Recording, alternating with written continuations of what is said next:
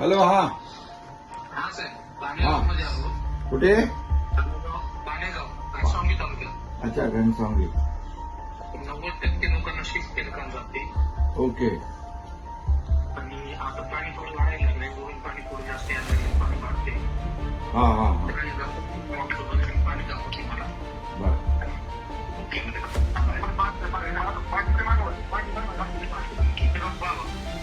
हो, पाणी आलंय. पाणी हो हो पाणी आलंय.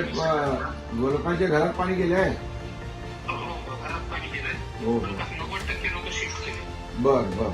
घनसावंगी आणि अंबड चांगल्या मतदारसंघामध्ये 10,000 लोकांना आम्ही शिफ्ट केलं. हा. 12 कॅम्प उभे केले. ओके. आणि त्याची वगैरे सगळी व्यवस्था आम्ही करतो. त्यांना जेवणाची व्यवस्था, त्यांना आता काही कपडे लत्ते अंगावर पांघरून वगैरे सगळं करा. हा. सगळं व्यवस्था करतो. त्या नाश्त्यापासून जेवणापासून. गावातल्या काही लोकांना आपल्याला बोलायचं. हा. नमस्कार. नमस्कार. आमच्या इथं 2006 ला पण याच पद्धतीने पूर परिस्थिती निर्माण झाली होती. बर बर त्याच्यानंतर आज परत 2025 ला उद्भवली. बर.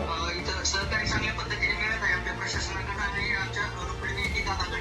हो हो परंतु आमचं असं म्हणणं आहे की ही पूर परिस्थिती कायम जर अशीच राहिली दरवर्षी, हो. तर हा आम्हाला जाणारा रस्ता आहे त्याच्यावरती 2-3 पुलं आहेत सर. बर. ते पुलाचं जर आम्हाला काम करून मिळालं तर हे पाणी जरी आलं बरोबर तर आम्ही तिथून लवकर बाहेर पडू शकतो. पुलाची उंची वाढवायची ना.